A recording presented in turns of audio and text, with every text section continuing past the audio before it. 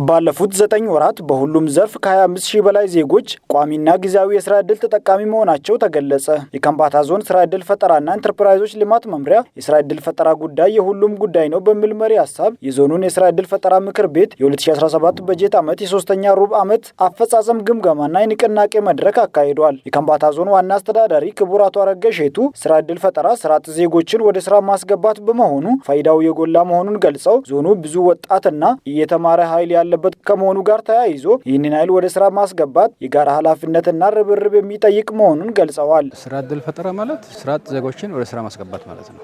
ባጭሩ ስራ አጥ ዜጎችን ወደ ስራ ማስገባት ማለት አምራች ያልሆኑ ሰዎችን አምራች እንዲሆኑ ማድረግ ማለት ነው። ይሄ ብዙ ፋይዳዎች አሉት።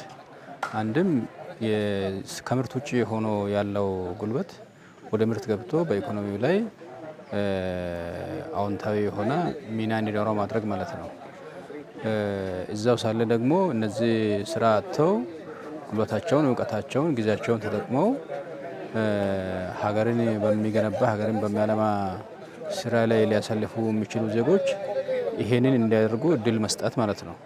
ስለዚህ ሀገር ያሳድጋሉ፣ እነሱ ከኢኮኖሚው ተጠቃሚ ይሆናሉ። ስለዚህ የስራ እድል ፈጠራ በጣም ብዙ ፋይዳዎች ነው ያሉት።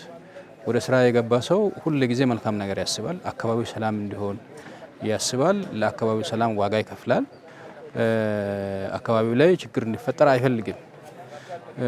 ስራ የተፈጠረለት የስራ እድል የተፈጠረለት ሰው ለሌላ ከራሱ አልፎ ለሌላ ይተርፋል። የስራ እድል ፈጠራ ጉዳይ የዳቦ ጉዳይ ብቻ ሳይሆን በሁሉም የስራ እድል ፈጠራ ዘርፎች ላይ ጠንክረው ሰርተው ተለውጠው ለሌሎች መለወጥ ምክንያት በመሆንና ለሀገር ኢኮኖሚ መሻሻል ምርትና ምርታማነትን ለማሳደግ ብሎም ብልጽግናን ከማረጋገጥ አንጻር አዎንታዊ ተጽዕኖ መፍጠር የሚችሉ ውጤታማ ዜጎችን ለመፍጠር የሚያስችል እንደሆነ አብራርተዋል። ስራ ሰርቶ አምርቶ አትርፎ ለማህበረሰቡ የሚጠቅሙ ስራዎችን ይሰራል። ለዚህ ስራ እድል ፈጠራ ፋይዳው ብዙ ነው ለኛ ዞን። በተለይ ደግሞ እንደኛ ዞን ብዙ ወጣቶች ያሉበት ብዙ የተማረ ኃይል ያለበት ዞን ነው። ይሄን አቅም ወደ ልማት ወደ ኢኮኖሚ ለማስገባት ስራ እድል ፈጠራ ላይ ትኩረት አድርጎ መስራት ትልቅ ዋጋ ያለው ጉዳይ ነው ማለት ነው። በስራ እድል ፈጠራ ዘርፍ ላይ የሚስተዋሉ ማነቆችን በተለይም በብድር አመላለስ ዙሪያ ያለውን ችግር በጋራ ለመፍታት አመራሩና ባለሙያው ተቀናጅቶ በመስራት የወጣቱን ሁለንተናዊ ተጠቃሚነት ለማረጋገጥ በየደረጃው ልዩ ትኩረት መስጠት ይገባዋል ያሉት አቶ አረጋሼቱ ወጣቶች የውጭ ሀገራት የስራ ስምሪትን በህጋዊ መንገድ ተመዝግበውና ስልጠና ወስደው የእድሉ ተጠቃሚ እንዲሆኑ ራሳቸውን ከህገወጦች እንዲጠብቁም አሳስበዋል። የውጭ ሀገር የስራ ስምሪትን በተመለከተ ሲሪየስ የሆነ መልእክት ማስተላለፍ ፈልጋለሁ። ውጭ ሀገር ስራ ስምሪት በመንግስት የተመቻቸ የስራ አማራጭ አለ። በዚህ አማራጭ ሊሳተፉ ለሚፈልጉ ስራ አጦች መንግስት ያመቻቸው እድል አለ። ይሄን እድል አንድም ባለማወቅ ሁለትም ከዚህ በፊት የነበረው አይነት አሰራር ዛሬም እንዳለ አድርጎ በመውሰድ እንደሚጉላሉ አድርጎ በመውሰድ የደላላ ሲሳይ የሆኑ ናቸው። በተለይ የወጣቶቹ ወላጆች ቤተሰቦቻቸው አንዳንዶቹ ማማሪያ መሬታቸውን ወደ ማከራየት ያላቸውን ጥሪት ሽጠው ልጆቻቸውን በህገወጥ መንገድ ወደ አረብ ሀገር ወደ ተለያዩ ሀገሮች የመሸኛት ችግር ውስጥ እየወደቁ ስለሆነ ሁሉም ሰው ይሄን መልእክት ማድረስ ይኖርበታል። በተለይ ወደ አረብ ሀገር አትሁኑ፣ አትዘረፉ፣ መንግስት ያመቻቸውን አማራጭ ተጠቀሙ የሚል መልእክት ማስተላለፍ ፈልጋለሁ። የከምባታ ዞን ስራ ዕድል ፈጠራና ኢንተርፕራይዞች ልማት መምሪያ ኃላፊ አቶ መልካሙ ማቴዎስ በሁሉም ዘርፍ በሚባል ደረጃ በበጀት ዓመቱ ከ40,000 ለሚበልጡ ዜጎች የስራ ዕድል ለመፍጠር ታቅዶ ባለፉት 9 ወራት ከ25,000 በላይ ዜጎች ቋሚና ጊዜያዊ የስራ ዕድል ተጠቃሚ ማድረግ መቻሉን ገልጸው ይህም በዓመቱ ይፈጸማል ተብሎ ከተያዘው 65% ማሳካት በመቻሉ ዘላቂ ለማድረግ በቅንጅት መስራት ይገባል ብለዋል። በሁሉም ዘርፍ በሚባል ደረጃ በዘንድሮ ዓመት ቅድም ባልኳችሁ በተለያዩ ዘርፎች ላይ የተገኙ አጋጣሚዎችን በሙሉ ለስራ ዕድል በመጠቀም ዘንድሮ ከ40,000 በላይ ዜጎችን በቋሚ እናሰማራለን ብለን ነበር ያቀድነው። አሁን ባለው ሁኔታ ወደ 25,000 ዜጎች በተለያየ መንገድ ስራ ዕድል አግኝተዋል። እነዚህ ዜጎች ዘለቄታ ያለው እንዲሆን በጣም ድጋፍ ማድረግን ይጠይቃል፣ ክትትል ማድረግን ይፈልጋል። በየደረጃ የሚያጋጥማቸውን ፈተና ቀረብ ብለን ማገዝን ይጠይቃልና በሚቀጥለው በኢኮኖሚ ውስጥ ቀጥተኛ ተዋናን ይሆናሉ ወይ የሚለውን ደግሞ በልዩ ትኩረት መደገፍን ይጠይቃል። ከዚህ አንጻር ስናይ ወደ 65% አካባቢ አመቱ ላይ ካስቀመጥነው ግብ አኳያ 65% አካባቢ ነው የምንገኘው።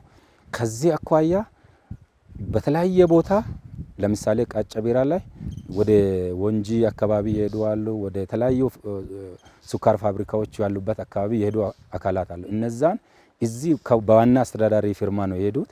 እነዚህ አካላት እዛው የሰሩትን ቆጥቦ ወደዚህ ሲመለሱ በቋሚነት ወደ ስራ የሚገቡበትን ሁኔታ እነዛ በጊዜያዊ የተያዙ ናቸው። በቋሚነት ወደ ሰፈር ሲመለሱ ከ5 4 ወር በኋላ ሲመለሱ በቋሚነት የሚገቡበትን ሁኔታ እናመቻቻለን ብለን አስበናል። ለ6 ወር ለ1 አመት በየወረዳው ያለውን ኳሪ ሳይት በሁሉም አካባቢ ትልቅ ፖቴንሻል አለ። አዴሎ ላይ፣ ዳምቦያ ላይ፣ አንገጫ ላይ በተለያዩ አካባቢዎች ላይ ያለውን የማዕድን ምርቶችን ጥሪት ማፍሪያ አድርገን እንጠቀማለን ብለን አስበናል። በበጀት ዓመቱ የተቋም ግንባታ ቋሚ የስራ ዕድል ፈጠራና ኢንተርፕራይዞችን የማምረት አቅም ለማጎልበት የገበያ ትስስር ለመፍጠር ታቅዶ ወደ ስራ በመገባቱ የተሻለ ውጤት መመዝገቡን የተናገሩት አቶ መልካሙ ማቴዎስ ቋሚ የስራ ዕድል 80% እንዲሁም ጊዜያዊ የስራ ዕድል 20% ለማሳካት በቅንጅት በተሰራው ስራ ተስፋ ሰጪ ውጤት እየተመዘገበ መሆኑን ተናግረዋል። 3 መሰረታዊ ጉዳዮችን ይዘን ወደ ስራ ገብተናል። እነዛ የደረሱበትን አፈጻጸም ነው ያየነው። የስራ ዕድል ፈጠራ የትኩረት መስኮች ምንድናቸው? እነዛ ትኩረት የተደረገባቸው መስኮች በምን ደረጃ ላይ ያሉ የሚለውን ነገር በዝርዝር ለማየት ሞክረናል። የመጀመሪያው ጉዳይ የተቋም ግንባታችን ነው። ተቋም ግንባታን ስናይ የስራ ዕድል ፈጠራ ምክር ቤት ያለበት ደረጃ ከዞን ስራ ዕድል ፈጠራ እስከ ቀበሌ ያለው አደረጃጀት ምን ፈጸመ? እዛ ውስጥ የውዝፍ አስመላሽ ግብረ ኃይል አለ፣ የተቋም ማኔጅመንት አለ።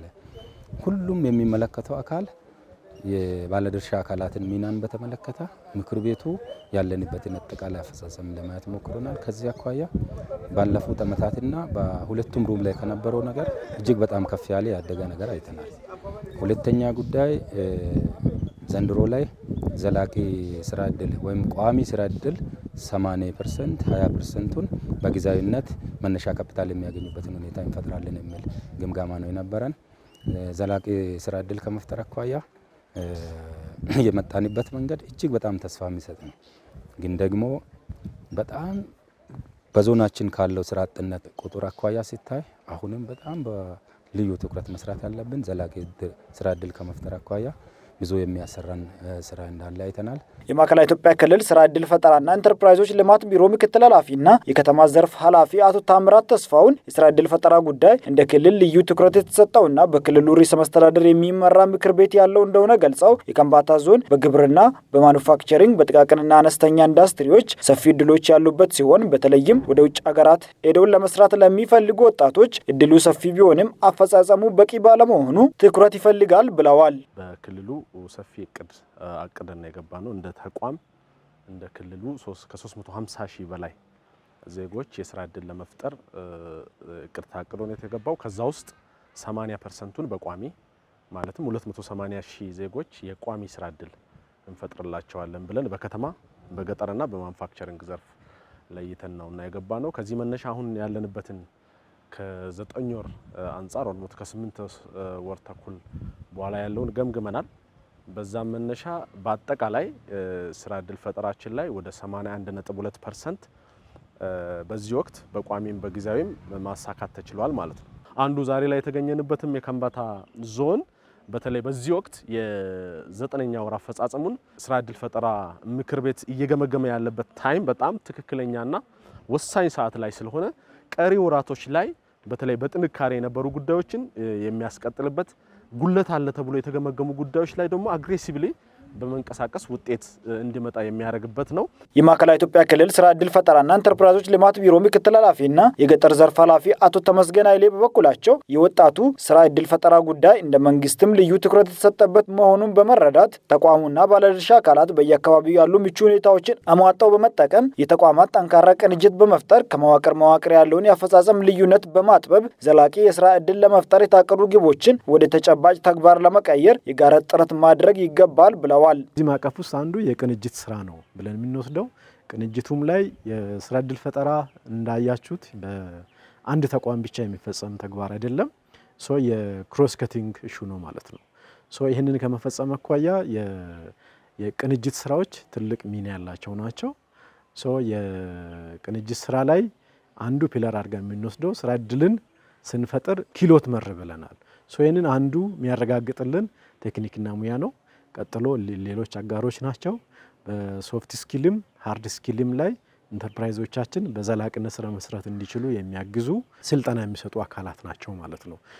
የቴክኖሎጂ ላይ እውቀት ላይ ስኪል ላይ መሰረት ያደረገ ስራን የሚሰሩ ቀጣይ ላይ ደግሞ የኢኮኖሚን ሚዛን ማስጠበቅ የማይክሮ ኢኮኖሚን ሚዛን ማስጠበቅ የሚችሉ ኢንተርፕራይዞችን ወይ ተወዳዳሪ የሆኑ ኢንተርፕራይዞችን የኢምፖርትን ሰብስቲዩት የሚያደርጉ ምርት ማምረት የሚችሉ ኢንተርፕራይዞችን ኤክስፖርት ስታንዳርድ ኤክስፖርት ማምረት የሚችሉ ኢንተርፕራይዞችን ከዛ አልፎ ደግሞ የሀገር ውስጥ ኢኮኖሚን ገበያን ማረጋጋት የሚችሉ አምራች የሆኑ ኢንተርፕራይዞችን ከመፍጠር አኳያ ሚና ያላቸው ባለድርሻ ተቋማት አሉ።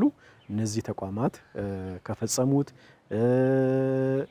ካልፈጸሙት ተግባር አኳያ ሚናቸውን ጭምር የሚገመግሙበት አንዱ ፕላትፎርም ነውና ዛሬም እየሆነ ያለው ይሄ ነው።